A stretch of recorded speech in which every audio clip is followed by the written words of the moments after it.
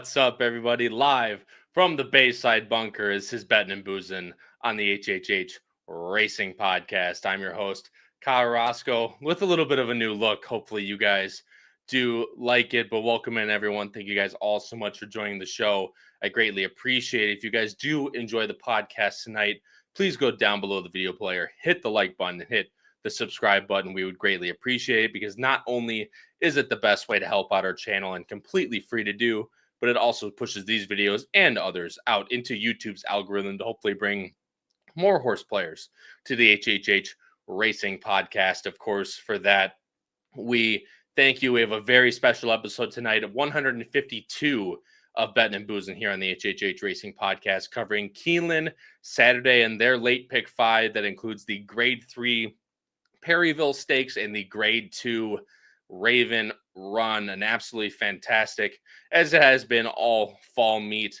at Keeneland. I see a bunch of people already joined in very early. Graciously appreciate everyone joining, and I saw at least double digits waiting before the show even started. Again, thank you guys all so much for joining. We greatly appreciate. See scrolling at the bottom of the screen right now our normal podcast schedule for every single week here on the HHH Racing Podcast. Tuesdays at 9:30 p.m. Eastern is Pacific Horseplayers. Noah, Ryan, and Jackson, they cover the West Coast, and it was the first start of our Breeders' Cup coverage here on the HHH Racing Podcast. Pacific Horseplayers covered that last night, so if that interests you at all, which I know it does, please, after this podcast, go ahead and watch that one. Of course, every Wednesday at 8 p.m. Eastern here with Bettin N Boozin, and then you have every single Thursday at 8 p.m. Eastern, or 7:30 p.m. Eastern, with Picks and Ponies with Howard, Pete, and Paul this week. They're covering New York, Belmont at the Big A. Of course, what we have covered the last 2 weeks here on Bettin N Boozin. But guys, like I said, it's an absolutely huge week. We're loading up to Breeders' Cup week, and we could not be more excited to present it to you here on the HHH Racing Podcast. So stay tuned, guys. And again, hit the notification bell once you subscribe, because you'll want to see every single Breeders' Cup show that we have to offer you here on the HHH Racing Podcast. It's at least, multiple hours. I believe it's upwards of 8 to 10 shows that we're going to come out with over the next couple weeks. Again, if you're going to be betting Breeders' Cup, and I know you are not going to want to miss it. But of course, you can also view all these podcasts that we post here on the YouTube channel in audio form over on Apple Podcasts, Spotify, and Anchor. So if that interests you and you're more of an audio listener, please go rate, review, and subscribe over on those three platforms: TikTok and Instagram at Bettin N Boozin Podcast. I posted a bunch of stuff from Keeneland and will continue to do so as we load up into the Breeders' Cup. So again, TikTok, Instagram at Bettin N Boozin Podcast. We have our normal power picks, guys. It's all done through Patreon. You guys know the drill. But if you don't, patreon.com/HHH Racing Podcast. Every single Saturday, you get a tip sheet sent out to you for $4.99 per weekend. Price plays, spot plays, pick 5 grids, anything you need to be successful on any given horse racing weekend. We here at the HHH Racing Podcast have you covered with the power picks. And that's just the normal one, guys. And you guys know Breeders' Cup means Breeders' Cup Power Picks tip sheet. It is back, ladies and gentlemen. Over 20 full pages of info. And again, it's all done through our website, as our Meet Specific Power Picks, Kentucky Derby Power Picks, and of course, Breeders' Cup Power Picks have been done before. It's only $35 for the standard Power Pick subscribers that I covered last time. If you guys go to hhhracingpodcast.com, I will pull it up on the screen right now. This is what you will see when you go to hhhracingpodcast.com. Again, fantastic website created by Picks and Ponies co-host Pete Visco. You can see Power Picks tip sheet right here in the center. If you click on that, you'll see Breeders' Cup Power Picks. As you click on that, guys, you'll see you can click here to view all Challenge Series races, but you can see what's included with your subscription, the 20 pages I mentioned. You'll get top 3 picks for every single Breeders' Cup race from every single co-host here on the HHH Racing Podcast. Best bets, long shots, ABC grids for pick 5s and other horizontal plays, full analysis and write-ups for each Breeders' Cup race, as well as the spot and horizontal vertical plays that you guys all love on the normal power picks, guys. It's going to be an absolutely fantastic edition, and you will be missing out if you guys don't subscribe. You get it both Friday and Saturday for that. And you can have it whether you are a Power Pick subscriber or not. But you do get a discount if you are subscribed to us over on Patreon. Again, guys, if you want to learn more about what's going on with the Breeders' Cup Power Picks, please head on over to HHH Racing Podcast.com. And right in the middle, you see the Breeders' Cup Power Picks tab. Give that a click and you guys can read through it for yourself. But enough of me talking. We have a bunch of really good races to cover, and we have an extra person to do so. We have a very special guest that we are going to introduce here right now to you guys here on Bettin N Boozin on the HHH Racing Podcast. But of course, before we do that, we got to bring on my normal co-hosts, and that will consist tonight of the man from Lexington, Kentucky himself, Noah Maher, host of Pacific Horseplayers, and Mr. Law School himself, ladies and gentlemen, Charlie Freeman from, of course, the Ohio State University. And our guest for tonight, guys, he hosts Inside the Track on Equibase. He does a multitude of things for them, including the main guy with Race Lens. Introducing, you guys have probably seen him before. If you guys watch a bunch of podcasts here on YouTube, he's done stuff with In the Money Media. And of course, like I said, his own show with Equibase. Ben Kudla. Ben, thanks so much for joining us here tonight, my friend. Oh, thanks so much for having me. That's such a nice intro. I'm honored. Well, like I said, man, you've done a lot, of course, for this industry, and I'll give you the floor here for those that don't know of you, which, again, it might be a little tough to not know you at this point, but for those that don't, again, how did you get your start here in horse racing, and, of course, leading up to what do you do now? Yeah, well, thanks for having me on again. And I grew up in your neck of the woods there up in the suburbs of Chicago. So Arlington Park was my home, going to Hawthorne, skipped a lot of school days to go bet some horses up there. But my parents, they had cheap claimers back in the day at Hawthorne and Arlington. And that's actually the first place I went besides the hospital, home. And my parents took me out to the morning workouts at Arlington. I was like 2 days old. And honestly, I just kind of fell in love with it and started working for Mark Cassey, hot walking horses. I was 14, back on the backstretch. Followed him out to Del Mar my sophomore year. Came back to Chicago. I was working for Mike Stidham for a while. Came down to Kentucky at UK, and then started working on the farms, Rose Hill Farm for 4 years. Mm-hmm. That was great. In between working at the sales, things like that. I always kind of figured that's what I was going to do is kind of own a farm and all on the breeding side. And then I kind of got more into the training side as an assistant trainer for Matt Yates, kind of a small time trainer at the training center here in Lexington for a little bit.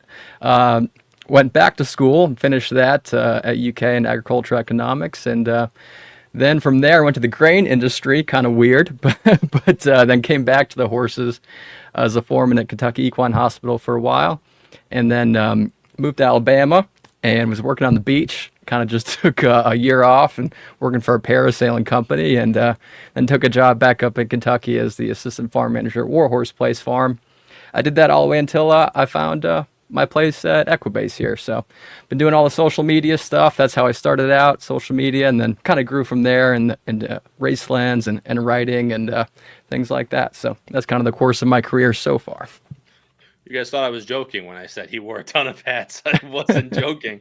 But of course, Noah, fellow UK or soon to be UK grad, of course. So that nice. Let's go.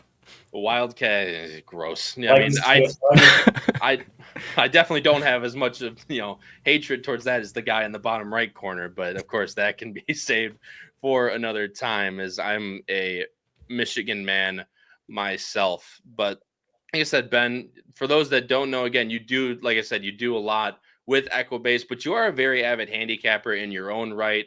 I met you a bunch of times now at this point. We met at Kentucky Downs when Vote No ran again, and of course, just this past weekend at Keeneland. So I guess, real quick, just to highlight a couple things. Again, I know you use race lenses. You're a big Equibase guy, but what's your kind of philosophy when you start handicapping a race? Pretty traditional, I'd say at first. I printed out, kind of weird. Still doing that these days, but all pen and paper first. I kind of go through what I like, and then I go through race lens and nitpick the numbers and honestly kind of convince myself either way whether the horse is worth it or not for the value. Yeah, and that's the good thing, right, is that I know a lot of us, we're the same way. We all still use, the daily racing form. We all still use I've grown away from pen and paper myself, but when I worked at Arlington the whole time, I used the Equibase forms. Funny enough that they give you at Arlington, wrote everything, but now I've been ruined in the daily racing form myself and can't seem to use anything other than the formulator product. And unfortunately, that does not come cheap as we go through. But of course, we will talk about that later. But Ben, like I said, we have a ton of people in the chat here. Katie, of course, was here. Ed Burke, my friend, greetings, degenerates. Beautiful way to start us off, Ed. Graciously appreciate you joining the show. Ralph Conti, of course, is here. I hope that YouTube's fixed itself because I see a bunch of comments in the chat about YouTube being weird. Hopefully that is okay. Scott, my friend. Scott, thanks so much for joining the show. Greatly appreciated. John Judge, my friend. Good evening, everyone. The great pleasure of spending last Saturday with Kyle and his family wagering at Keeneland. First class, folks. John, graciously appreciated, and complete likewise to yourself that you, like I said, absolute top class guy. Knew him just from being a viewer of the podcast, but it was, sat with us. We were talking at Cody's Wish. Cody's Wish's monument unveiling that Saturday morning at Kentucky Horse Park. And obviously Noah and Howard talked to him as well. And he's like, oh, yeah, I'm in the grandstand today. What section are you in? He's like, oh, C. I'm like, oh, that's me too. Hopefully we'll be right by each other. Literally sat right in front of us. So it was perfect conversation. Of course, a top class guy. Matt, thanks so much, man, for joining the show. Cool new background. I'm glad. Matt Miller. Tom Espinoza, cool spot you have, Kyle. Graciously appreciate it. Lois, thanks so much for joining the show again. Hello, everyone, to you as well. Our Stephanie, again, thanks for joining the show. Anyone else having YouTube issues, I hope they are all fixed. And Matt Miller says they're fixed. So that is good to kick off the show. But guys, it's a tradition around here, Bettin N Boozin. If you got a drink in your hand, let's crack it open, and cheers to everybody out there as we get into the handicapping. Again, guys, we are coming the Late Pick5 at Keeneland for Saturday, October 18th. Again, 2 graded stakes in the Late Pick5. It's going to be a great card, along with a bunch of other really competitive races in here. So as I bring up the Equibase, which we show at the start of every race to go through the morning line favoritism, of course, it is a field of 6 to kick it off, guys, but it's technically the co-feature on the card. It's the grade 3 Perryville, going 7 furlongs for $350,000 for 3-year-olds, drawn by a very heavy favorite in the number 5, Captain Cook, Irad Ortiz, Todd Pletcher, 6-5 off of a really, really nice effort last time, and a huge time form US number that we'll get into in a little bit. Second choice, the number 3, Barnes, shows up here for Jose Ortiz and Bob Baffert.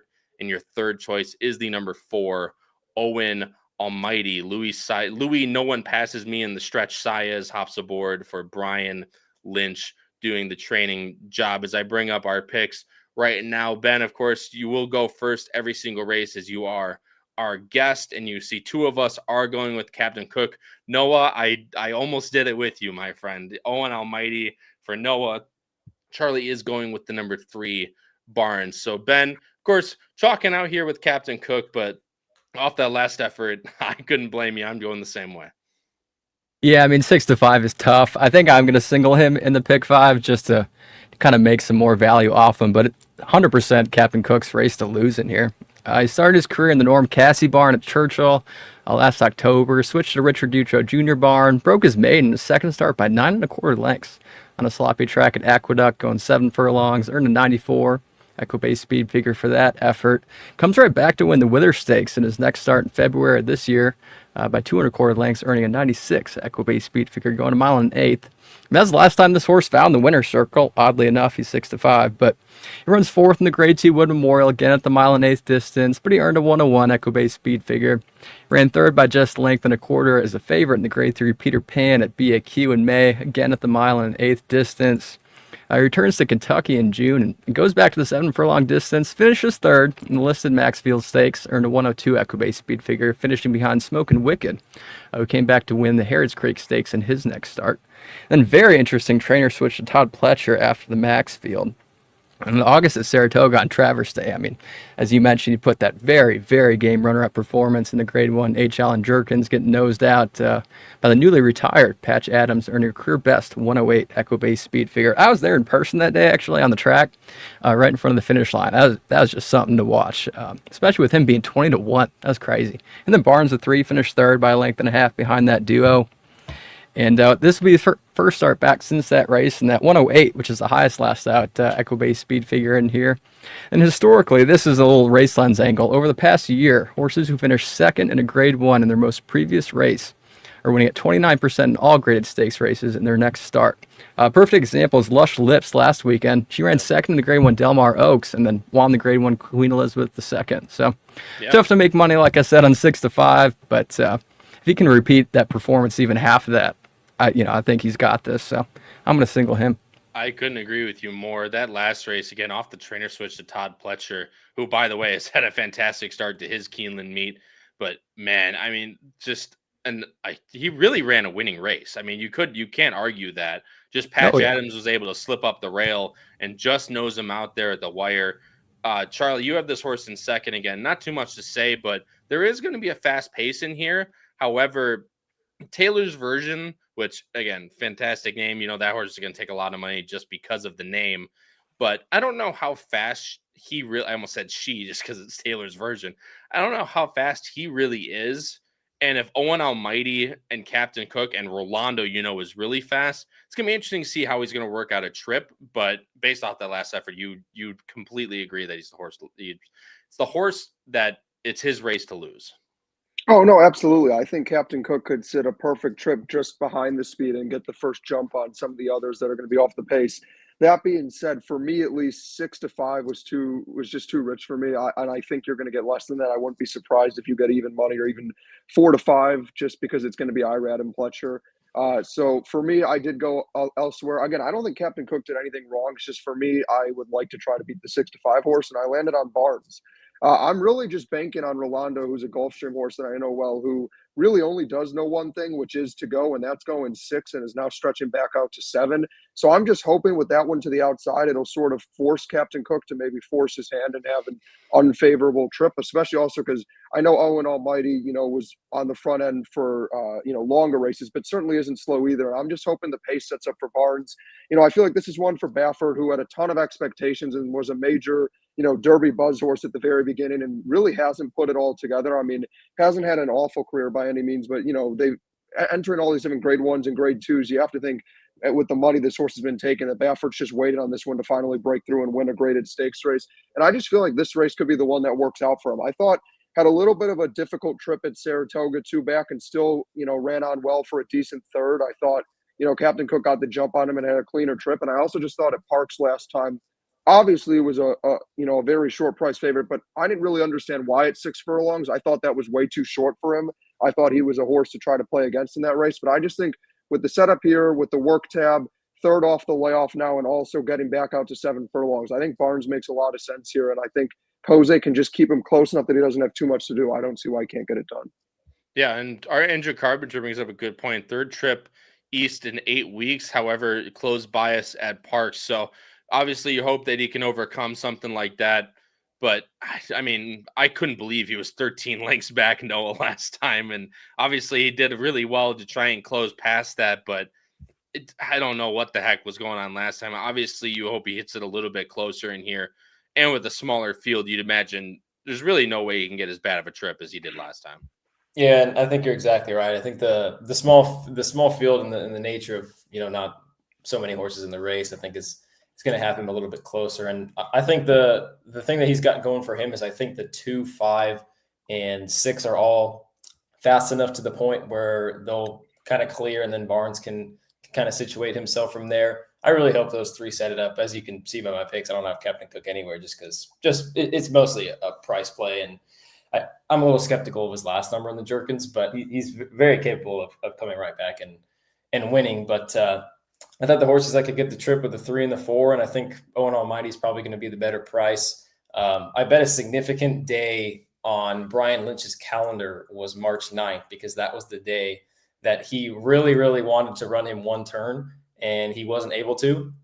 And even in the 7 furlong race at Charlestown, we know is a 2-turn race. They got that bull ring over there at East and in West Virginia, and obviously something happened that day. He was 3-2. He was bet like a horse that should have gotten the job done, and something clearly didn't go right. But they come back and bring him in pretty tough spot here. Sias hops on for Flying Dutchman. I know those are the kind of connections that are very, very capable of winning races here at Keeneland. And it was kind of split between the 3 and the 4 who would get the trip. And I think the price will be better on Owen Almighty. Well, I'll tell you what, those are Charlie connections, and the fact that he doesn't have this horse on top is interesting to me. But obviously, this is almost a Boss Kravitz zero buyer angle. No, like last time was just so bad to be true. So you figure that he'd get a nice trip in here, bet back. This was the horse that won us the never mentioned Kentucky Derby pool for me and Pat. Shout out Pat, who's not here. No one believed in us with this horse, picked 20th, and he ends up running 5th in the Kentucky Derby. And no, I'll tell you what, I almost did pick him on top. Just one of those things where it's going to be second off the layoff since the Derby. I feel like, again, last time was so bad to be true. And again, Louis, nobody passes me in the stretch. Sias hops on, who should be pretty aggressive. I really do like Owen Almighty in this spot. I just feel like if Captain Cook's going to just sit right in behind, I feel like it's going to be really tough to beat him. And I didn't show that. I showed the time form pace projector, but he got a 1:30 time form off that last race. And granted, you could argue, say it's a 1-number horse, but he's really been just progressing all the way up. He really hasn't had a bad race. He had a 91st, 101, 113, 117, 119, 121, and finally peaked in the Alan Jurgens with 130. Obviously, you might be able to say last time was the time to have him, even though he didn't win, but because he was 20-1, and now he's going to be 6-5, whatever I said. So that'll be the one concern for me. However, I just feel like if he runs anywhere back to last race, Ben, I think he'll just win it really well. Obviously, pace projector or pace scenario is going to be the one question here. You have Owen Almighty and Barnes underneath. Again, anything you want to add for that the guys didn't touch, and then we'll move on. Awesome. No, that they did it perfect. Barnes is Barnes. It's interesting. I mean, obviously they thought the world of this horse and name him after Jimmy Barnes. What was he, a 3.2 million yearling purchase? And yeah, you do have that Parks bias. I agree, and he's way back in there. And he did have a really good run in the 8 Challenge Jerkins as well. But I'm gonna throw him in, and then Owen Almighty. I mean, he just likes the 7 furlong distance, and I thought he ran way better in the Derby than I ever could have imagined. So I got to give him props to that. So the horse has a ton of heart. If you want to take it, out of the numbers. But yeah, I mean, look, we're trying to find angles, at every point, right? So, and Andrew Carpenter said had lead in the Derby, love the mud, stayed in clean air. Of course, that always helps in the Kentucky Derby, especially that's the biggest component of clean faces win races, is what I always like to say. Of course, Tom Espinoza brings, $3.2 million Barnes just can't find his sweet spot. That's definitely one thing to point out. And again, it's Barnes, it's the name recognition of it. You're not going to get that good of a price on Barnes, really, I don't think ever, unless he starts running really bad, really, really bad races and then ends up continuing to run in this type of caliber. So going to be interesting. You could even argue that this is a little bit, obviously the Gallant Bob was probably your one true class drop, but he's really not facing anyone, any gorillas, if you will, in here. So it'll be interesting to see how Barnes runs and what price he ends up going off at on Saturday in the grade 6 Perryville. The grade 3, I'm going 5-4-3. Ben's going 5-3-4. Noah's going 4-3-1. Charlie's going 3-5-6. Guys, moving on to race number 7. And as I bring up the Equibase right now, you'll see it's a main special weight, 110,000. It's going 6 furlongs for 2-year-old fillies. It's the races we all love at Keeneland, mainly because they draw fields of 12, and a very lukewarm favorite in that with the number 8 Solemn Vow. Tyler Gaffleone hops on for Al Stahl Jr. 3-1 on the morning line for your favoritism. Second choice, the number 4 Glow of a Rose. Joel Rosario hops back aboard. Wesley Ward at 4-1. And Hot Gossip, the number 5, just to her outside. Irad Ortiz, Brad Cox, 9-2 for your third choice on the morning lines. I bring up our picks right now. We have 3 different horses on top. Both Ben and Charlie going very based with each other. 4-8-5 for them. I have the number 8 Solemn Vow on top. Noah's going with the number 1 Slay the Day with Luis Saez and Brian Lynch. Looking to hit on the Luis Saez Brian Lynch double, I see, to kick off the early part of this late pick 5. But of course, Ben, I'll let you go first. Charlie, you have the same exact pick, so anything you want to add on, please feel free to do so. But Ben, what'd you like most about the number 4 Glow of a Rose? And Charlie, as our resident Wesley Ward expert, that he's going with you on this, that at least should instill a little bit of confidence with you. Well, I mean, 4-1 would be really, honestly, a gift. But like you said, it's 2-year-old fillies. I mean, it's just a million question marks, right? But Glow of a Rose, Vacoma filly as well, out of Pink Twist by Malibu Moon, 340,000, 2-year-old in trading purchase earlier in 2025. Vacoma's first-time starters on dirt, they've just been on fire. We had 22% from 131 starts all time. She's making her career debut for, like you said, Wesley Ward. And I feel like everybody knows this. Wesley Ward with 2-year-olds at Keeneland is deadly. But the numbers, they speak for themselves as well. Over the last 3 years, he's winning at 42% with 2-year-olds at Keeneland. 28 wins from 67 starts, 64% of the money with a positive 14% return on investment as well. Hall of Famer Joel Rosario gets them out on Saturday. Over the past 3 years, Ward and Rosario winning at 34% in all races at Keeneland. 12 wins from 35 starts and 71% in the money. Really nice bullet work on October 8th as well, going 5 furlongs in a minute flat. Love her on top for sure. We'll add in a couple others for exotics. Always a big question mark, but Vacoma filly with a nice bullet work, and it's Wesley Ward with Joel Rosario. I'm gonna have to put her on top. Yeah, I think that's obviously Charlie. You think so as well. And Charlie always says you got to make sure those Wesley Wards are working well. And Charlie, and this one for sure probably ticks that box for you. Yeah, and that's what's really important to me is trying to be careful for when to get on and get off the Wesley Ward train for his firsters because they're always going to get money taken out of them. So, yeah, I really made sure because I didn't want to get the Wesley Ward bias brought against me, those allegations. So I did my homework. I had to bring out, even with the law squad, to bring out the watching the workouts visually. And I was really impressed with what I saw from her. Not only does she have the numbers that she's working well, which, as you mentioned, Kyle's a requirement for a Wesley, because if his horses aren't cranked, you're in a lot of trouble. But yeah, she visually looks the part. She looks so naturally fast and gifted. This just looks like the typical Wesley Ward 2-year-old that just goes out and wins for fun. I don't think we're getting anywhere near 4-1. I think we're going to be closer to probably 2-1, 9-5. I would love to get 4-1. That would be awesome. But yeah, I've honestly, if this one doesn't go off as favorite, I'd honestly get a little concerned that I'm missing something. But I think she's all the goods. I'm fine with the post position as well. It's actually why a horse that Noah will touch on later I didn't have anywhere. But yeah, I think she's the goods. And then briefly on the 8 and 5, I like that the 8 has experience. I like that, she's got Tyler G. Obviously was well meant for $350K, sibling of Prince of Monaco. And I mean, she looked way faster second time out. So that could be the major danger to the Ward horse. And then the 5, I mean, it's Brad Cox and IRAD. So it felt like a no-brainer. But yeah, I'm surprised, Kyle. I thought you were going to ask me why I didn't go with the 1 because we've seen this story before. It's a Keeneland first-time starter with Lynch and the Flying Dutchman and Luis Saez. It's just Big Truz as a girl, but no, I didn't take her. But it's just the rail scared me that much. I do not like the rail for firsters enough that I couldn't put the female version of Big Truz in my top 3. If there's any Bettin N Boozin show that Charlie's on where they don't mention me and Mr. C, Big Truz, I don't know what, like, this show might as well implode because that's just not a Bettin N Boozin show if we don't mention at least one, or Chili Flag. Sorry, that was the third horse I was thinking of.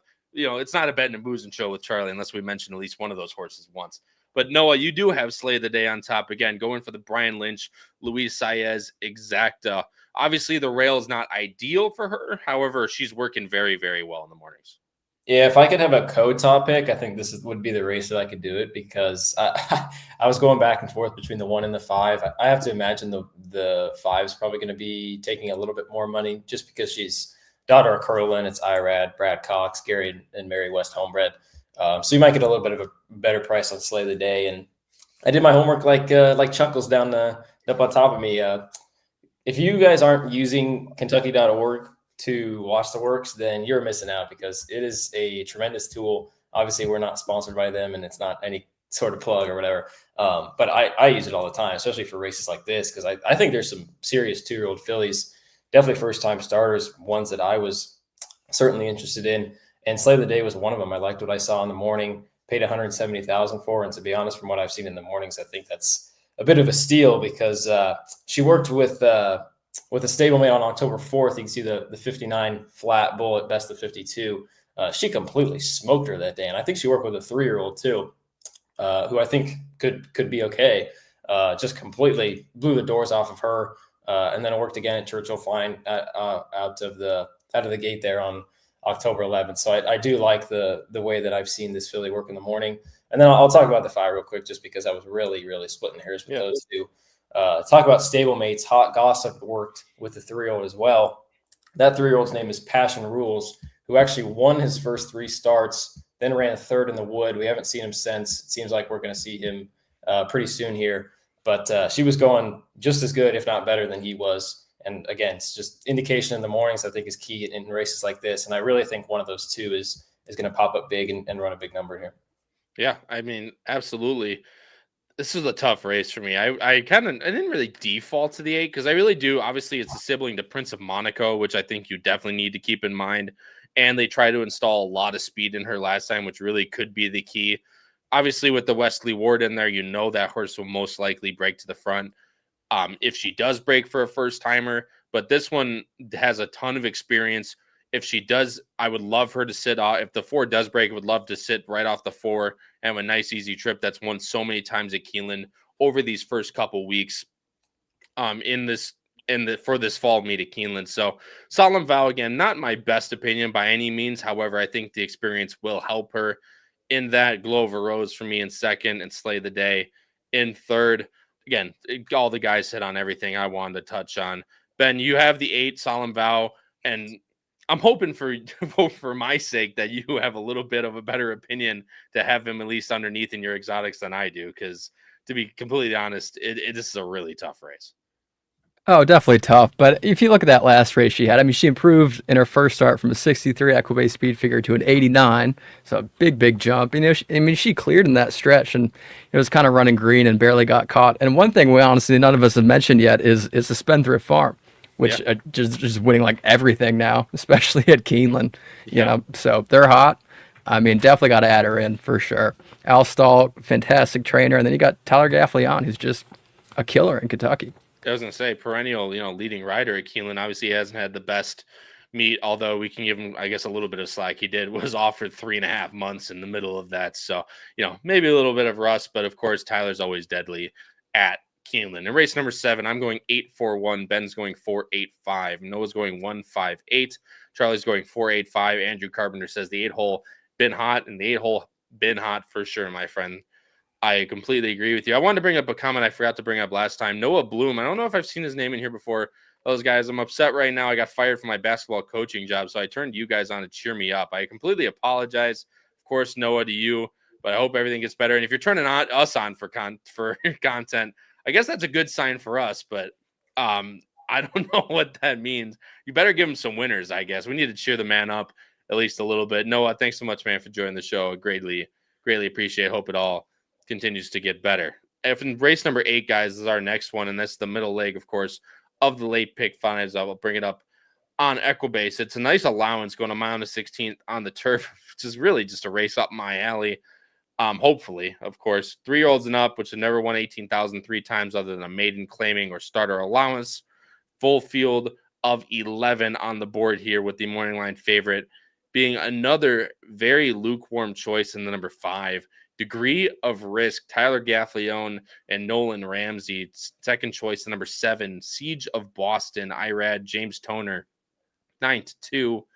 Also coupled with the number 3, a dirt runner trying turf for the first time, or second time technically. This is Usker. Edgar Morales rides. Jordan Blair does the training. So I bring up our picks on the screen right now. And Noah, you have this horse on top too? Dude, Damn it. I was so happy that Ben had this horse on top. I love this horse, and I'm just mushing. No one knows what this means. We're all on.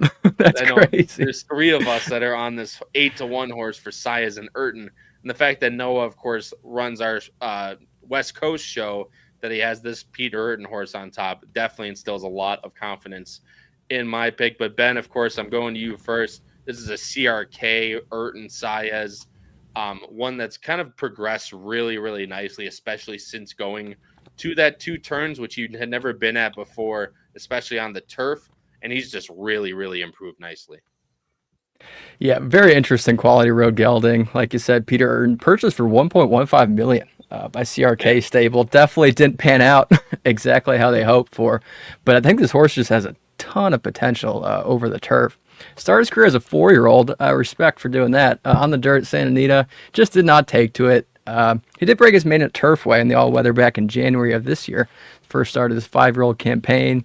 Then he ran 8th at his next start, and then 11th at his only start at Keeneland, going 7 furlongs on the dirt. He's reported as a gelding this May and tried a turf sprint at Churchill in June. Finished a distant 8th. He also had front bandages on that race, so maybe there was a little something more to that, but hard to read between the lines on that one. Takes a couple months off. They finally put him in a turf route, and boom, wins and draws clear by a length of 3/4 and allowance at Ellis Park, earning a 102 Equibase speed figure. And last time out, he wins at this mile and 16th distance on the turf at Churchill, allowance optional claimer by a half length, earning a career best 106 Equibase speed figure over English Channel in third, who just won at the same exact level and distance at Keeneland on October 8th by 1 1/4 lengths. It's just a perfect spot for this horse, and I think they kind of finally figured him out. And over the past 3 years, Peter Urton, he's winning at 31% with horses who won last time out in the turf, 31 wins from 99 starts, couple of nice bullet works. I know that's at the training center where I was, so take that as you will, but the times were sharp. 4 furlongs and 47 and 8, 47 flat, October 3rd and 11th. 8-1's a great price, and honestly, I think we'll get it in a race where a lot of horses have a chance and not a whole lot of separation between them. That's my hope for sure. And you mentioned out of the training center, but it's not like it's not like a 1 of 8 or anything like that. He's at least running 1 out of 34 and 1 out of 46. So obviously, out of the training center would be maybe carrying a little more weight if he did it at a place somewhere like Keeneland, where it was 1 out of 146 runners. But still, I think it's definitely a worthy thing to note that he's probably in the best shape workout wise that he's ever been on the track. This was a 4-year-old first-time starter, Noah, for Sheriffs on the dirt. Again, didn't obviously 1.15, as Ben touched on, didn't pan out for what I imagine they envisioned for this horse. But ever since going to the turf, I mean, English Channel, we talk about this how many times with these longer distance turf races, especially at Keeneland, how many times that he is somewhere in the bloodline of horses that win.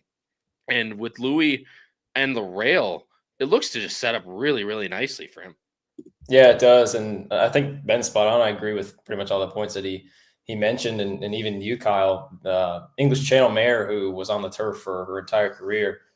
So I wonder if the plan all along was to maybe get this gelding on the turf at some point.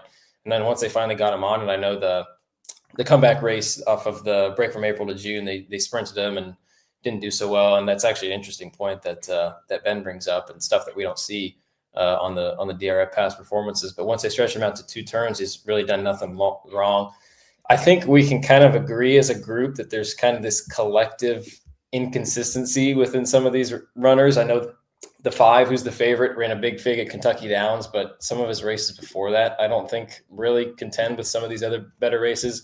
I've got the 11 in there, who has run some huge races, but is just very, very camera shy and draws the 11 post, which is just a complete death sentence going 2 turns at Keeneland. So I think he's kind of the one that you kind of default to. And I hope Ben's right. I hope we get that 8-1, because I think at least he's got some upside and a little bit of an upward trajectory, whereas others, you don't know what you're going to get from them on a daily basis.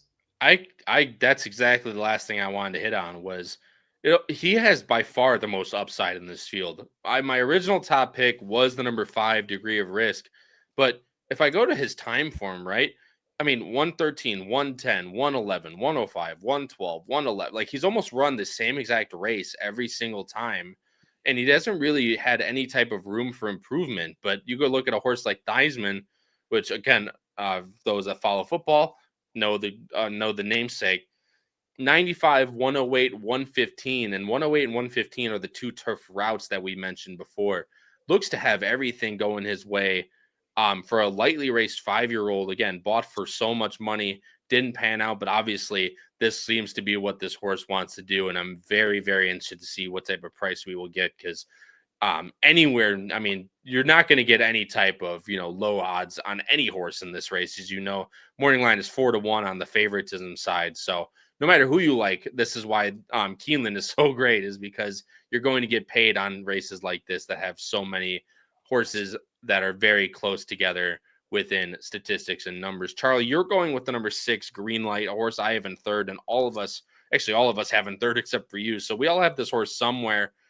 This is one that's won at Keeneland before, but does benefit from having a little pace in front of him, which is my only concern. But however, if he runs anything, like those races earlier this year at Churchill and last year at Keeneland, he can absolutely win this race. Yeah, and I don't know why. Maybe I'm wrong. I just have a sneaky suspicion that he could end up sneaking off as the favorite in this race. I hope I'm wrong. I don't think I'm going to get 6-1. Look, this is a horse that's had lots of big expectations. You look throughout most of his career, and he's been bet down to less than even money, or 2-1 favorite. And only in these last 2 starts has he actually not been that low of a price, but also has been running against some nice horses. And I just think he's going to get a dream trip in here. I really do. I think Jose is going to have him sitting right off the speed. I think he's going to get first jump.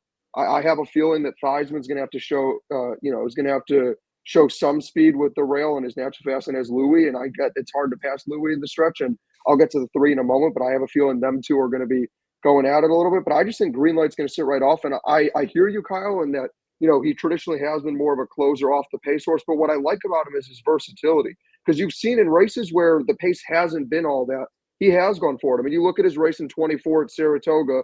Cold pace, and he was on the lead and lost by a nose. You look at the race where Luan Machado, granted, it looked like he was trying to lose and sabotaged him, but for some reason chose to go all the way to the front and go in a hot pace and sat right off the pace and then still got it done. So I think he's a sneaky, versatile horse. I mean, you look at the race at Kentucky Downs last time, I just don't think he likes Kentucky Downs, but they went slow and he was just off the lead, and then obviously didn't have it that day, but not every horse likes that track. I think he's one that can sneakily show more speed than maybe he doesn't most times, because again, you see when there's blue figures, he's been more forward. So I like that he's tactical. I think he's going to get the jump. I think this is just strictly a trip placed bay. I mean, I do like Green Light in general, but I think he's going to be in a great spot. I guess he doesn't love the winner's circle, but I also don't think, he's necessarily that bad about it. I mean, he has won 3 out of 10 starts. He has been in the money, 7 out of 10 starts. So he's a very consistent horse in a race where I do think most of them are inconsistent. I mean, you look at his form and you draw a line through the last one, or I guess the last 2 to be fair, and he's been right there at this kind of level. He gets there again. I just think it makes a lot of sense. I think Jose is going to have him in a perfect spot.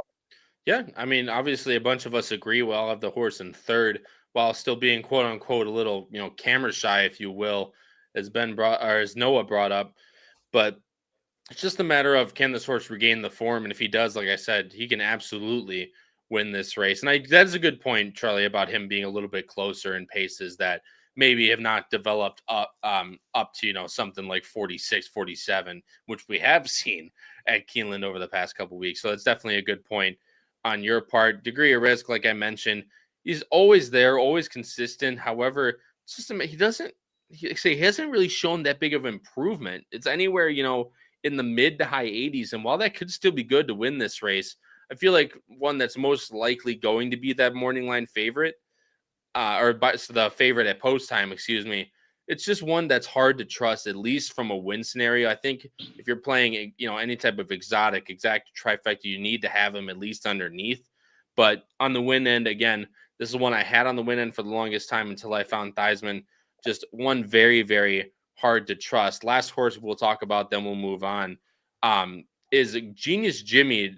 Ben, 15-1 on the morning line. You have this horse in second, West Coast horse for the man on the bottom. So hopefully he'll give you words of encouragement. But this is one that could probably steal it on the win end if he runs back to any type of his previous races over on the West Coast. I think definitely the biggest value in the race by far. Actually, Race Lens picks this horse. I think it's like a 32% chance to win, which is, I think it's a little bit high. But anyway, I mean, he's ranked first in average class in here, ranked first in average speed with a 106 Equibase speed figure, ranked first in early pace, but he is ranked last in late pace rating. But you get Johnny V up, who's just a monster right now, that 5-win day, and then he goes to BAQ and wins a couple, and then comes back and wins. I mean, you got Michael McCarthy as well, and just a speedy horse. Earned a 114 in his penultimate start the race before, winning an AOC 80 out there at Del Mar, and he's 1 for 2 at this distance. I just trust the connections. He could get trapped in a speed duel, and I don't really like his outside post, so I kind of gave Theismann a little bit of an edge, but definitely watch for that horse for sure in the bottom of exotics. Yeah, and I mean, Noah, obviously McCarthy 15-1. McCarthy at 15-1 is unheard of, really on the West Coast, but obviously shipping here is a different type of animal, no pun intended. But did you give any look to this one? Obviously, I know said as the resident West Coast expert here, I got to give at least a little bit. I got to get at least a little bit of an opinion on you for this one. Oh, I'd certainly be using him in a pick 5 scenario, and I'd be using Ion Ride too, who's the other horse that's coming over from California. I thought both of those you could certainly make cases for. I know both of them are 15-1 on the line. It's just a matter of where Genius Jimmy's going to find himself early on in the race, because I think this is Usker's quite a bit faster than him. And I'm not quite sure if he is good enough to kind of go by him in the stretch and then maybe hold off some of the other closers. But at the same time, it's kind of embedded with the price, right? So I think Ben's got a great price play in here. And I think there are certainly other horses that you could kind of make similar cases for that you're going to get big prices on if you're right. Yeah, and actually that is one horse I want to talk about. I did forget about. This is Usker, a horse that's coming over from dirt. Charlie, you have this horse in second. I almost put him in there just straight from a pace scenario standpoint. But obviously this is going to be a little bit of a tougher switch to turf from the dirt. But Oscar Performance, Journey On was ran very, very well out on the West Coast for Leonard Powell. So turf breeding, this horse has a ton of it. And if, he gets brave on the front end, you could easily steal it. Yeah, and this is one I would absolutely use in the horizontals. And if it wasn't for the fact that I really talked myself into the 6, I almost thought about being aggressive enough to put This Is Usker on top. And I think you'll get every bit of those odds because you're going to have the people that are too hesitant to pull the trigger. But like you said, you have Oscar Performance. The Dam was a turf horse, so I like the breeding. Certainly appears to be the fastest horse in the race, so could easily get brave on the front end. And to me, what's just interesting is this is a horse who's been so consistently good on the dirt, and for most of his career has overperformed his odds and has great buyers. No real indication that it's not really working on the dirt and they need to try turf. This seems more like they have the confidence that despite how strong his form has been on dirt, I mean, he's coming off a buyer top 98 on the dirt, and their answer is let's not stick to the dirt. Let's give it a shot here. And I just feel like you don't take that sort of angle unless you think that there truly is something there on the dirt. So for me, I think why not take a swing? No, I mean, look, absolutely. We said, how many horses did we touch on there? 7. And we all said that, this one could have a chance to win. Just goes to show exactly how hard this race can be. But obviously 3 of us went with an 8-1 on top. So how hard can it really be? Of course, we'll figure it out on Saturday. I'm going 1-5-6. Ben's going 1-9-6. Noah's going 1-11-6. Charlie's going 6-3-1. Guys, moving into before we get into the feature on the card, which is the Grade 2 Raven Run. Again, if you are enjoying the podcast, please go down below the video player here on YouTube. Or if you're on X, please come on over to youtube.com/HHH Racing Podcast and give the video a like if you guys are enjoying the show so far tonight. And if you guys want more, please hit the subscribe button and the notification bell, because as I mentioned, we have a ton of stuff coming out for Breeders' Cup over the next couple weeks, including the Breeders' Cup Power Picks tip sheet, which is now on sale over on HHHRacingPodcast.com. Again, the only thing you have to do is when you go to HHHRacingPodcast.com, right in the middle, you'll see a banner that says Power Picks tip sheet. Click the Breeders' Cup one, and you will see all the information that is necessary on there. Very affordable and a ton of information. And again, it will pay for itself on Friday and Saturday of Breeders' Cup, guys. But again, the feature on the day is next at Keeneland, the race number 9, the Raven Run Stakes, and it's going, I believe, 7. Let me double check that though. 7 furlongs. It's Fava's race. Come on, of course I got to remember exactly what it is.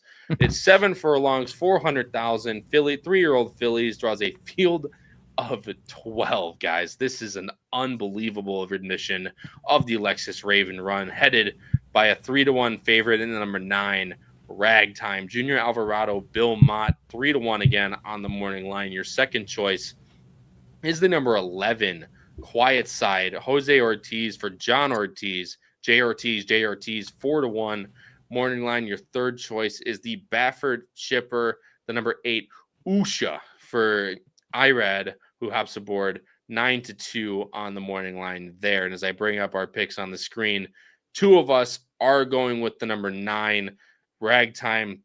Noah, you are going with Usha, which now scares me a little bit, to be completely honest.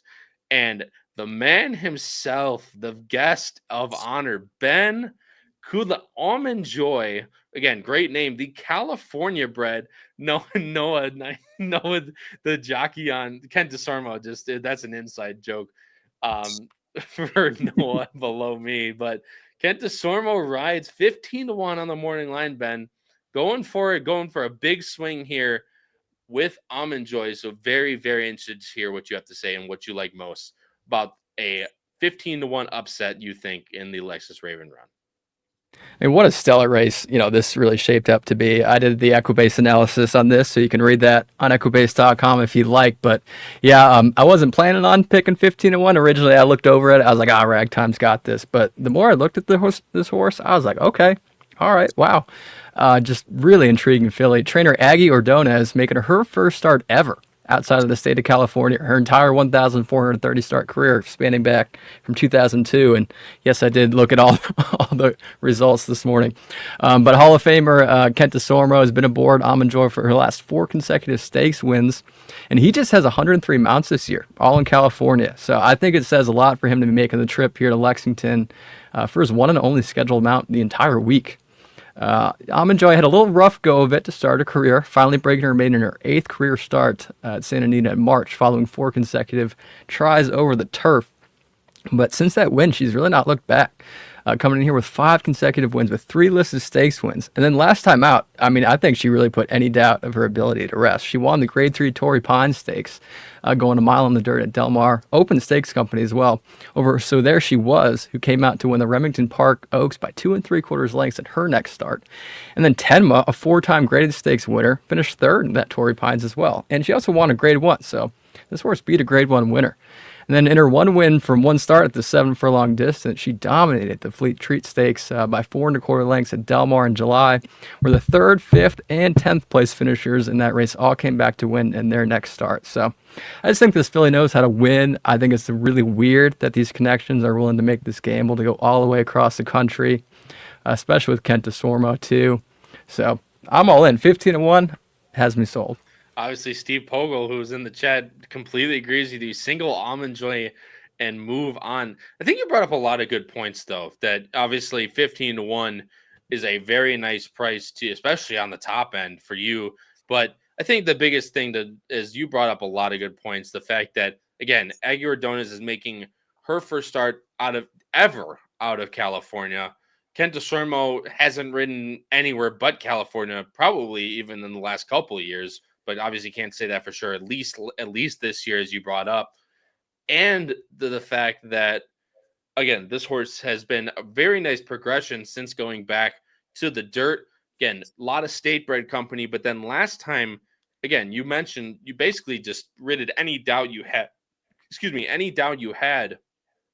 with the Torrey Pine win, as you mentioned, over. So there she was, who won the Remington Park Oaks. Tenma, who is a Kentucky Oaks starter for Baffert, who finished 4th in that race. And even Howind, who came back in the Zenyatta to run a 94 buyer in that race. So lots of good things to look for, especially in a 15-1 horse. I think if people aren't going to use her on the win end, you at least have to now use her in underneath plays for the man Ben, going off the rails a little bit with the 15-1. Hopefully it comes through for you. Noah, you're going with the number 8, Usha, in here. It's the other California shipper. This one, a little more well-known connections, you can say, with Bob Baffert, Irad Ortiz Jr. hops aboard. And honestly, I mentioned at the start, I would have felt a lot better if you didn't have this horse anywhere. And now that you have this horse on top, now it scares me a little bit. Yeah, well, she's a little weird because she doesn't really fit the Baffert profile, right? Where it's like, he'll send him out as a 2-year-old and and they'll dominate and do all that stuff. And the way that she was bet in her first couple starts, and the way that she had been training and just the buzz kind of down in Southern California was that she was going to be quite the animal. I mean, they paid $600,000 for her as a yearling too. So obviously they were putting their money where their mouth was. And boy, she was not very good when she started off. And then she went over to John Terranova. She ran at Aqueduct because she was able to fit that condition. She's a New York bred. She was able to take advantage of that there. And she lost a short odds there too. And then they kind of hit the reset button. They came back at Del Mar at the end of July and completely smoked that field. She was wide every step of the way. Made just this big middle move, one obviously going away, 11.5 lengths, second place finisher, came back and won. Margarita Girl was kind of a funny horse on the West Coast because she had run in some allowance races and was favored in those allowance races. And she just fit those conditions. And there were some races where she tried to get into and couldn't get in. So she ran in much tougher spots against horses that had already won before. So, I mean, you could make the case that Usha had beat a winner and beat her pretty good that day, and then came back and validated that effort with a win. She drew the rail that day. It's always a big thing for me at Del Mar. If you draw the rail in those sprints on the dirt, it's kind of up against it from the beginning. I know she was supposed to get the job done that day, but she did it like she was supposed to. Very, very professional. The fact that Baffersons are out here, I think, is kind of speaks a vote of confidence, and this is kind of what they expected from her from the very beginning. So you get IRAD, probably going to have to pay the IRAD tax, but at the same time, I'd kind of like to know what Nick Tamro's smoking, because there's no way in hell you're getting 3-1 on ragtime. I think you can replace that 1 with a 2, and I think that might actually be too high. So Usha, I think you're going to get a pretty decent price. If you do bet ragtime, there is no way in hell you're getting 3-1.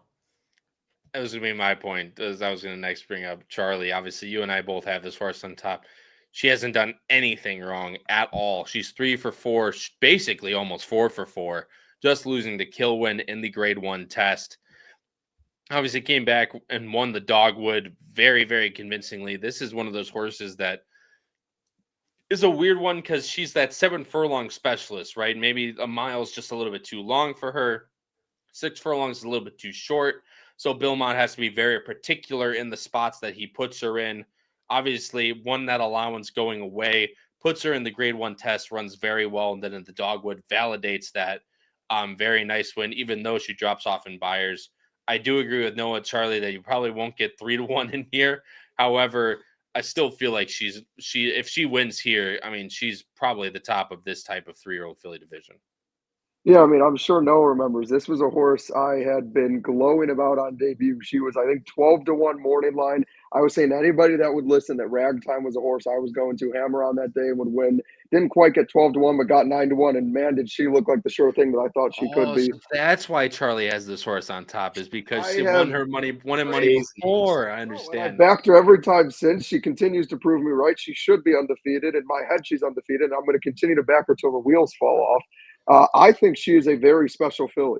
You know, stop me if you've heard this before, a Belmont and Godolphin horse with Junior Alvarado that's special. Now, I'm not saying, she's sovereignty, but I do think she's a damn good horse, and I think she's going to continue to be undefeated after this race. I just think she takes on adversity so well. You look at her race last time, she was off slow. She got stuck in tight in a difficult spot in the stretch, and then just Junior was so confident. He didn't care. He just waited for any gap.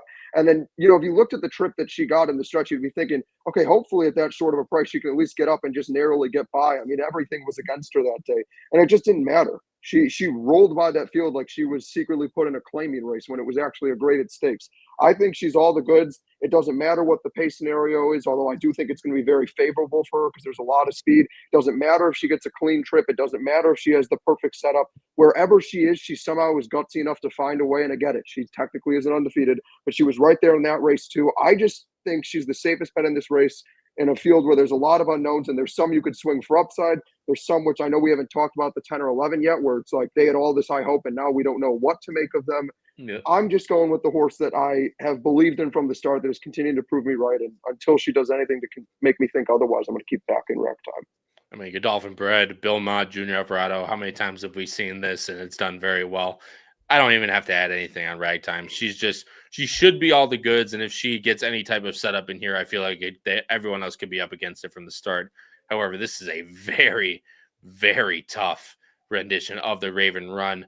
Ben, last horse I want to talk on here is Quiet Side. This is a horse that I loved going all the way through the Oak Lawn section. I even liked in the Kentucky Oaks. I think I actually picked her over Good Cheer that day, which stupid from the start, obviously, but trying to go a little bit against her that day. Obviously didn't work out, but she, like I said, she has been so good previously. Now they're cutting her back to the 7, where she actually won at 6 first time out.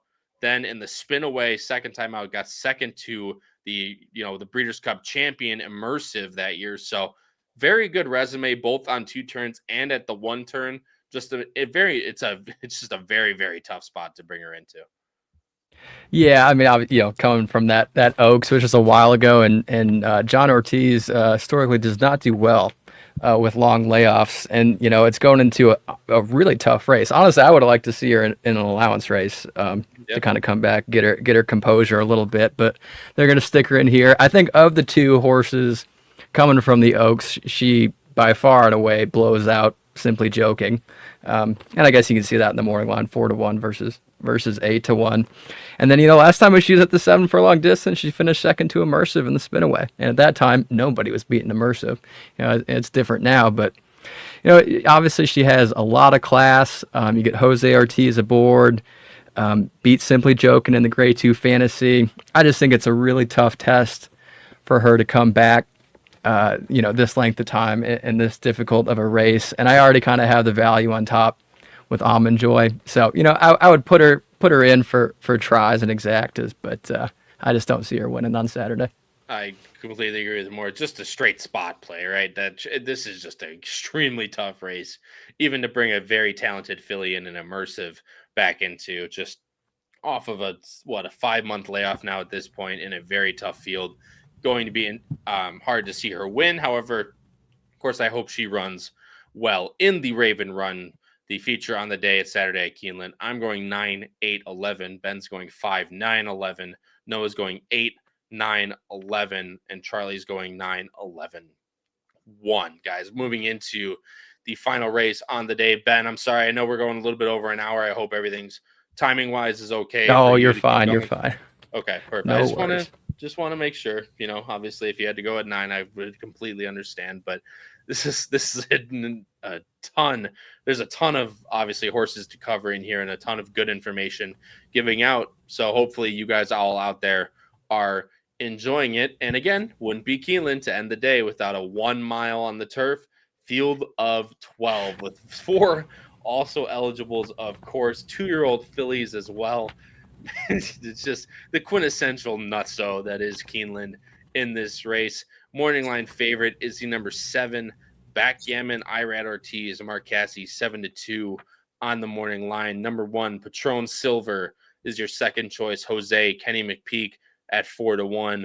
Third choice is the number 8 Shane's the Brains, which I can only assume is named after Shane O'Neill, Noah, with Frankie Dettori hopping aboard and Doug O'Neill doing the training. I wish Shane was in here. Of course, obviously, we hope he runs well for the namesake and a good friend of the podcast. And I am going with Shane's the Brains. However, I'm up against it apparently with the 3 boys going the way of Patron Silver.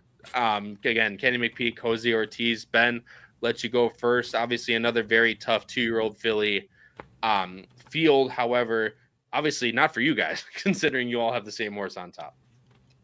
Yeah, it is tough not to go with Backgammon, especially, Lighthouse Racing privately purchased that horse from John Ennis, owner-trainer, but just based on numbers alone, I just had to go with Patron Silver. War of Will Philly, Kenny McPeak, Jose Ortiz getting the mount. Love Jose Ortiz aboard. Over the past year, McPeak and Ortiz are winning at 56% together in all races, 9 wins from 16 starts. And over the past 5 years, they're winning at 41% on the Kentucky circuit, 7 wins from 17 starts. This damn Star Silver, she's at 8 foals to race with 7 of them being winners. Another thing going for the numbers, over the past year at Keeneland, Ortiz is winning at 31% in maiden special weight turf routes, 5 wins from 16 starts with a plus 172% return on investment. Working well at Keeneland with a nice 4 furlong, 47-8 on October 10th. hard to go against backgammon, and I will add in backgammon and Shane's the Brain for the pick 5. But on top, just on numbers only, so I'm going to go with Patron Silver. I mean, what can you do? I mean, this race is just obscene. Obviously, Noah, Charlie, Noah, I'll let you talk first. Charlie, feel free to anything else. But Patron Silver, obviously, Kenny McPeak's not necessarily known for being first-time out guy, especially first-time out on the turf guy. But again, a ton of things to like here. War of Will's done very well with his turf routers starting out in his young stallion career. So obviously, there's a lot to like out of Patron Silver. I think there is, and typically that's kind of the rule of thumb, right, Kyle? I mean, Kenny McPeak's typically gonna race his horses into shape. I'm not quite sure this is really your typical first-time starter coming from this barn, because I think she's got some serious ability. I watched the work on October 10th. I thought it was fantastic. She's definitely got some ability from what I've seen in the mornings. Ben's got some great stats. I had another one, Jose Ortiz and Kenny McPeak in maiden races over the last 5 years, 6 for 30, which is 20%. And I think they're either 60 or 65% in the money. So good bet there. And then just in these mile races here at Keeneland in general, these two-turn races, I think just being drawn inside and having that tactical speed is just very, very dangerous, especially with some horses that are inexperienced. Just getting that early position is really essential. Yeah, and Charlie, you also have her on top, but you also have the number 8, Shane's the Brains, who I have in second as well. Feel free to touch on anything. Again, they didn't mention, but I want to go into Shane's the Brains. I want to hear what you have to say on my topic. Yeah, starting with Patron Silver, I was just so damn impressed with the workout report. You know, throughout everything I said earlier when Noah had the one horse on the rail and I said I don't like firsters on the rail. Yeah. I still don't, but sometimes when you're just so damn impressed with what you're visually seeing, and like Ben and Noah have already touched on with the breeding amongst other things, there was just too much too much to like to ignore this horse. So I had to put this one on top, and I just feel more comfortable swinging for the fences in a longer race like this than in a sprint where, if the rail messes you up in a sprint, it's pretty much game over, where at least here it's a mile. But then, going into Shane's the Brains, I felt like that first race, was a tough spot at Kentucky Downs, going the 6.5. And we talk about this all the time, obviously, that the distance at Kentucky Downs plays longer, which gives me confidence that this is one that can go further. I also just thought, honestly, she did a good job of staying on. Obviously didn't end up, passing anybody, just ran forward this, the whole time around. But I feel like she can be decently forwardly placed. But also I just like that she didn't end up fading backwards. I mean, me, and I'm someone who really gets concerned with speed going long when they fade. And I just like that at least she showed, the ability and tenacity to stay on. It'll be interesting to have Dettori aboard. I know I haven't been as in the loop as I normally am, but, when I was last watching horse racing religiously, Dettori wasn't great. But, yeah, until he won 30% at Kentucky Downs, I guess. But yes, that's a good point, though. You have been a little bit out of the loop. Yeah, but I would say, I had seen what the numbers were saying, and they were indicating to me he couldn't quite be as bad based off the percentages going up as he was when I last watched him. So, but back to Tori here. I was going to say I was curious to hear also what Noah had to say, just with it being Doug O'Neill, the West Coast sort of connections, what he had to say about it. But that was another plus. I would say the fact that this one also has already been on the East Coast once gives me more confidence that they really have big intentions for this one. And I think second time out she can take a nice step forward. Yeah, and Nyquist out of Edwina E, who's Square Eddie, of course, one of the California goat stallions in Square Eddie. You'd see, look at the siblings in this horse. This horse is a foal to slow down Andy, who, again, by Nyquist, also was actually a graded stakes winner on the turf, as well as many graded, a couple graded stakes wins as well on the dirt, including the grade 1. Awesome again. But also Team Merchants, who, again, another full Nyquist, Edwina E, was a stakes winner out on the West Coast on the turf in the Let It Ride. Also, ran in the Kilrow. They had a chance to run her in the Kilrow, or him in the Kilrow Mile. Obviously didn't run that well, and in the Hollywood Derby as well. Could never take that really big step forward. But again, 2 turf routed graded wins for the siblings, and now Shane's the Brains comes in here second time out. They got a little bit of experience at Kentucky Downs. We all know how that can be. Put her onto a conventional course here with Frankie aboard. I really like Shane's the Brains in here to try and take another step forward, which second time out, horses have the best chance to take another big step forward in this race. So being a full to 2 graded stakes winners on the turf and getting the 9-2 price in here, hopefully it sticks. I really do like Shane's the Brains in here, and hopefully Shane O'Neill can will me into the winner's circle here with Shane's the Brains. Last horse I'll talk about, guys. Ben, I'll let you talk about Backgammon. I know you mentioned her a little bit, but Maximum Security Vindication mare, a lot of like here. First time they put her on the turf at Kentucky Downs, ran well. Obviously, this will be second time here, and he keeps her on the turf, and Cassie keeps her on the turf and gets IRAD aboard. So a lot of things to like here with Backgammon.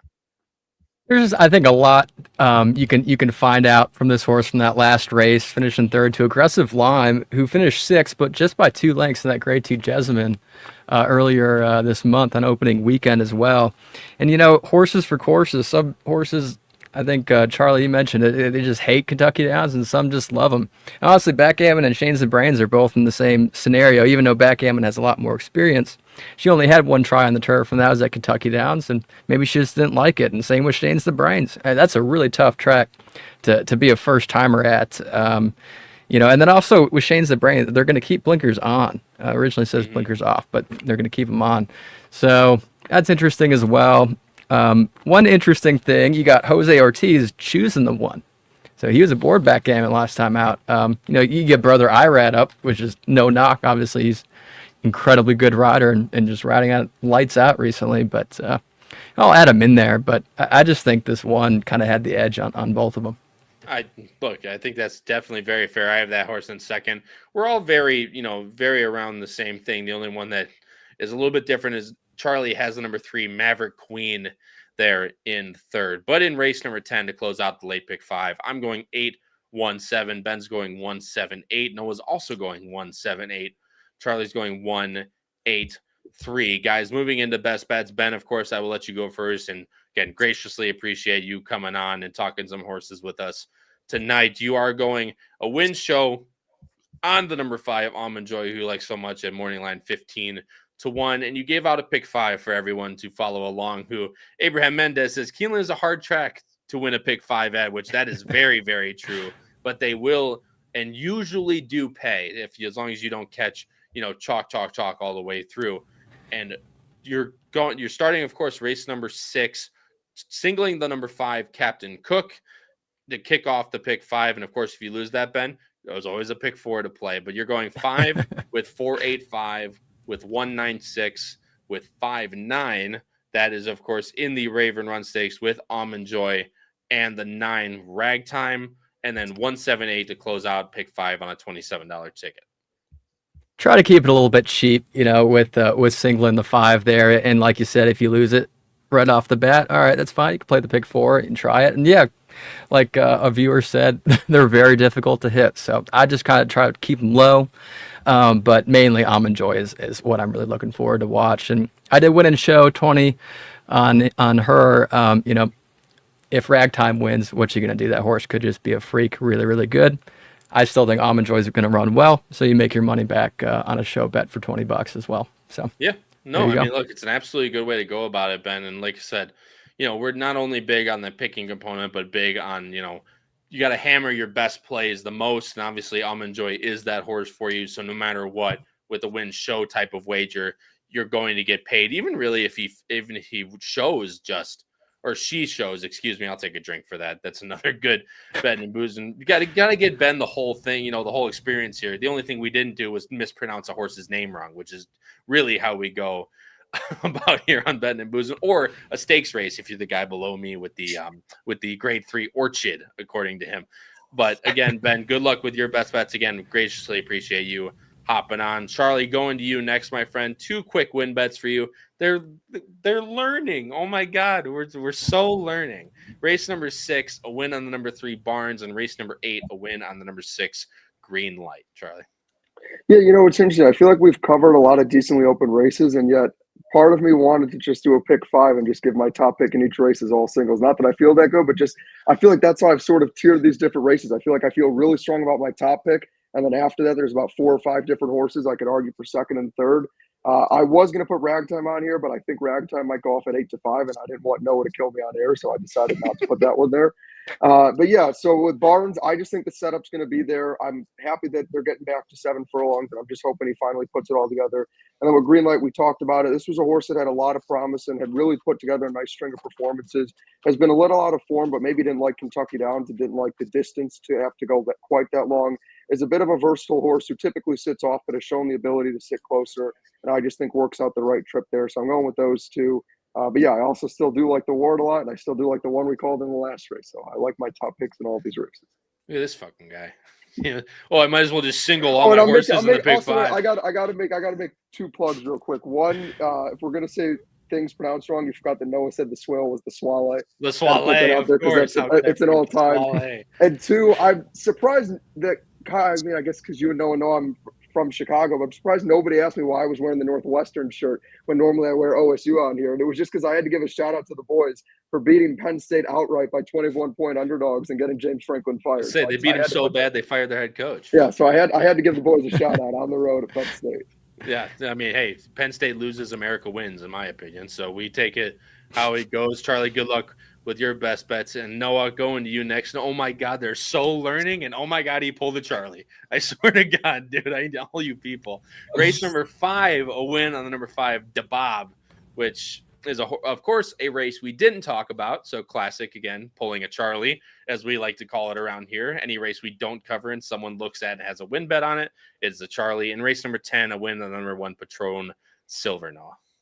Yeah, well, I thought it was okay to include him because you damn well know I'm going to be playing the Turf Pick 3 on Saturday because some of these turf races are pretty good and pretty tough. And it starts with a turf sprint, which I know is everybody's favorite, especially you, Kyle. DeBob's 8-1 on the line, and I'm definitely going to be playing a lot of my money through him when I'm playing the bet. He's just one who's been closing into some slow paces, and I think they could really heat things up. I know some of the turf races that we saw this weekend, Kyle, they really were flying. Was it the Caress where Time to Dream won, who I actually like, so give myself a little pat on the back. But they were moving, and they went sub 21, and we've kind of seen that with some other these 5.5 furlong turf sprints as well. So hopefully they kind of set a similar pace and can set things up for DeBob. And then fast forward all the way to the last race, echo the sentiments that the other 2 smart boys on this panel said about the one Patron Silver, who's bred well. Every indication in the morning that she's got ability to run. Love the inside post going 2 turns on the turf, and just hoping that Jose gives her a good ride and hoping that we get a pretty decent price on her to end the Saturday. Oh, I got to roll some dice on myself, dude, because everyone's giving themselves a pat on the back. Charlie hit Ragtime 8 times in a row, and this guy is playing, whatever, man. I got to find something to talk about, and it's not just my 9 seconds and 15 best bets I've given out at Keeneland. I'll tell you that much. Guys, best bets, I've already talked about it a lot, so I'll go pretty quick here. Race number 8, a win on the number 1, Theismann. Really like the progression that he shows. 8-1 morning line. While we'll hope to get that price, even 6-7-1 still be perfectly fine for me. Especially one to hopefully get me back on track, as I mentioned. And then number 8, Shane's the Brains. Second time out for Doug O'Neill. Looking to run a really nice one after, having a lot of siblings run very, very well on the turf. Second time out could show a lot of improvement there. And you couple in the middle with Ragtime, guys. 1-9, 1-9-8. Lots of different ways you can try and formulate some best bets here. But Theismann 8-1 morning line. Shane's the Brains is 9-2 morning line. Even with Ragtime in the middle, if that horse does win at 9-5, whatever he will be or she will be. God damn, I'll take another drink for that. Whatever she will be, I think it'll still pay just based on the morning line odds of the other horses. Once again, Ben, graciously appreciate you hopping on, talking some horses. Thanks for having me. This is so much fun. I'm glad you had a blast. And of course, we'd love to have you back whenever you want. But for the people, last thing to end the show, I know, again, I mentioned you have your own show with Equibase, and you have a bunch of good products over there. Not sponsored, of course, but feel free. Where can people find you, and what do you got going on right now? Oh, I appreciate the plug. Yeah, the Inside Track, it's a very chill podcast. Usually we'll pick just 3 top races for the weekend. going over them, and we got new guests every week. I'm your host on that. That comes out on Thursdays on the Equibase YouTube, just youtube.com/Equibase. And as far as Equibase goes, we do have a little promotion going on for Keeneland and Breeders' Cup coming up on Racelands. You can get quarterly subscription for just $99 now through November 4th. So I would take advantage of that with code BC99. It is case sensitive, so capital B, capital C, and then 99. And then also the race to NHC, something we've been doing. This is the second year we've been doing it. Sends 2 Racelands users to the NHC 2026. So free weekly feeder contests every Saturday on Horseplayers.com. The top 2 finishers in those feeder contests will make it to the Racelands Final 50 contest in February. The top 2 finishers in that Racelands Final 50 get a seat to NHC 2026, a travel voucher, a 4-night stay at a Horseshoe Casino. Kyle, I think that's actually where we met, was last NHC. So sure. It's always fun. And, contests, I love contests. This is just not even a Racelands plug, but it's just I do it every Friday night in the winter at Red Mile here in Lexington, those Turfway Park nights. You put in $25 to get in, you're just having fun all night, Yep. So I encourage everybody out there, even if you're a beginner player, just play contests. They're fun. I'll tell you, there's a bunch of people on this screen and a lot of people in the chat that do completely agree with you. And I know one guy completely agrees with you on the Turfway stuff at the Red Mile. This man below me now, he's a big Red Mile guy now, so he's got to get in on everything.